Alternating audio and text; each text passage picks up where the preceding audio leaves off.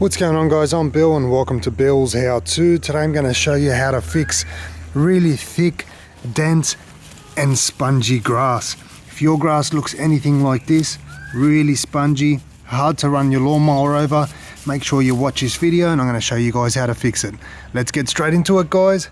Let's do this. Alright, so today we're going to be working on this section of the grass here. We've got Sir Walter buffalo grass, also known as St. Augustine. The issue that we're having here is that it doesn't have much soil contact. It's very, very thick and dense, and as a result, when you're walking on it, your feet just simply sink straight into it, and that's not what you want. You can see there how spongy it is.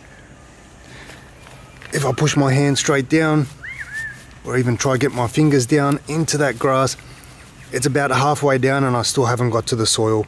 So the issue that we're having here is to do with the runners. Now with buffalo grass, it's got runners, basically runs all the way around, meshes into one another, but we do need soil contact. You can see the root system there, so that should be actually embedded into the soil, or at least having contact with the soil. That's what keeps it nice and sturdy.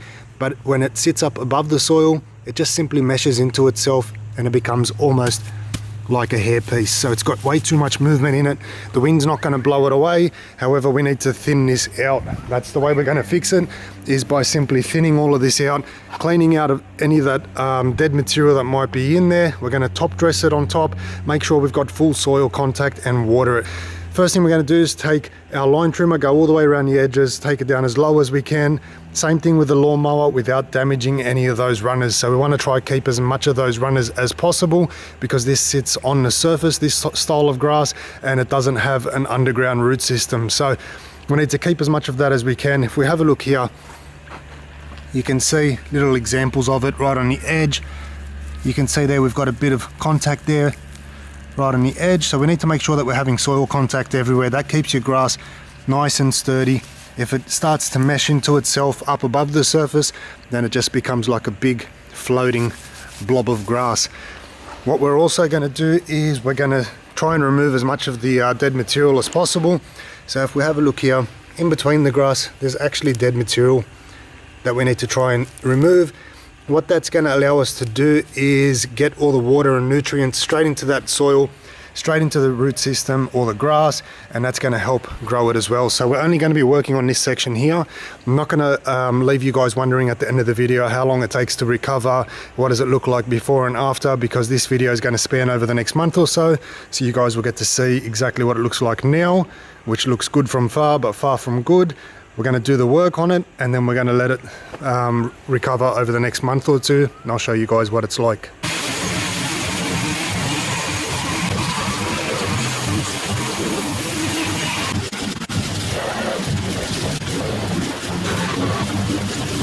Alright, so we've gone down around all the edges and taken the mower down as low as it can go, and you can see how much of a difference there is. So the edges are all perfect now. That's what it needs to look like, basically looking like crap. That's what you're after. Now with this middle section here, unfortunately the mower can't go down any lower. This Honda here doesn't go down low enough. So what we're going to do is we're going to use this dethatcher scarifier / aerator. Now it's got two attachments here. You can hire these commercial ones for probably about $200-300 a day, or I bought this cheap one here, which is called Draper. So this Draper here is $250, got very good reviews, crappy instructions to put it together, feels like a toy, but actually works very, very well. So the attachment that we've got on here is the aerator. Now why I'm using the aerator at the moment is we're going to be able to pick out a lot of that dead grass. So I took a quick run over here, and you can see there, that's all the dead grass that it's pulled out. So we just need to thin this middle section here down a little bit more. So we might do a couple passes with the aerator, and hopefully that'll thin it down enough, because I really don't want to use the scarifier attachment, because I don't really want to damage this or stress it too much. So we're going to try using just the aerator. If we can thin that down enough, then run the mower over the top. That's going to be the perfect way to do it. So I'll show you guys what this looks like in action. It comes with a catcher, but the catcher is very small and there's no point in emptying it. So just leave it open the whole time and wear some long pants.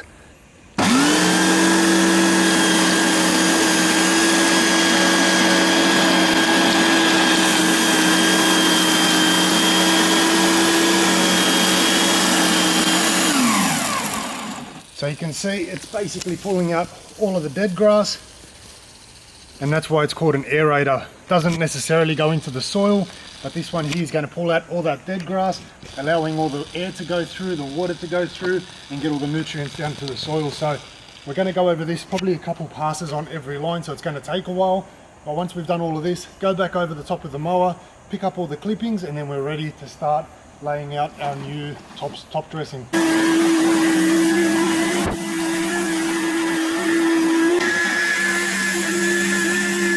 So we've gone over it with the aerator now, got plenty of loose dead debris that's ready to be collected. So you can either rake it up or just go back over the top using the lawnmower, and that'll clean everything back up. Once that's done, we'll check it, make sure we're happy with it, and then get straight into putting in our top dressing. Alright, so now we're ready to get started on our top dressing. This is what it's looking like at the moment. Looks like we've completely ruined the grass. It's lost all its colour. You can see sections of the dirt now underneath, but it's definitely not bare. Still got full runners everywhere. And once we put this top dressing down, it'll give it something to bite onto. We'll be able to also level it. Now, with regards to what you use, whether you're using sand or top dressing, it's honestly up to you. I prefer to use top dressing, especially when we're trying to have the grass reattach. Top dressing is going to work best, and especially when we need to fill it in a little bit deeper in some sections. You can see right there, we've got a big dip right there, so we need to fill that in a bit more than I'd usually do. However, we're going to try and get it as level as possible. After we use the top dressing this time around, next year or the year after, then we can start using little bits of sand to perfect it and get it perfectly dead level. But for now, top dressing is going to work the best. So we're just going to sprinkle this all the way throughout, and then we're going to use either the back of a rake, or you can use a leveling rake to try and level everything out and smooth it out, get it all between the grass, and we're almost done. But this is what it's looking like at the moment.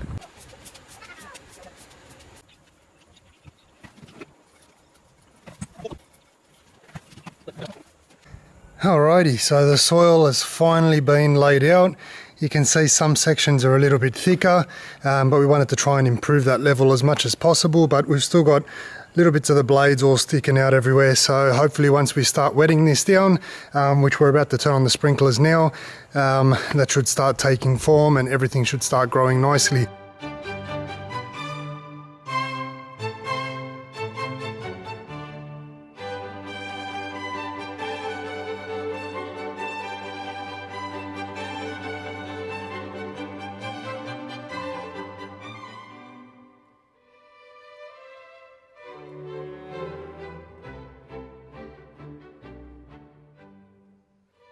So it's been about 6 to 8 weeks now. Everything is completely recovered, back to the way it should be. This middle section here took probably about 2 to 3 weeks to completely come back because we didn't have much topsoil on top of here. The edges, however, anywhere that I did fill it up very, very thick, which I don't recommend, took honestly a long time to come back, almost 2 months to completely come back. And I did have some weeds growing through there, so you had to maintain that as we waited for everything to mesh back through. But this is looking awesome now, completely filled in, and as you guys can see, no sponginess, no soft spots. If I put my fingers in, we've got soil contact right here, about half a finger into the soil or into the grass, and we've got soil right there. So this is exactly what we're after. Now it's nice and easy to mow, easy to walk on, and everything's looking awesome. Hopefully you guys have enjoyed the video, you've learned something new. As always, like, comment and subscribe. Until next time, I'm Bill. Thanks for watching Bill's How To.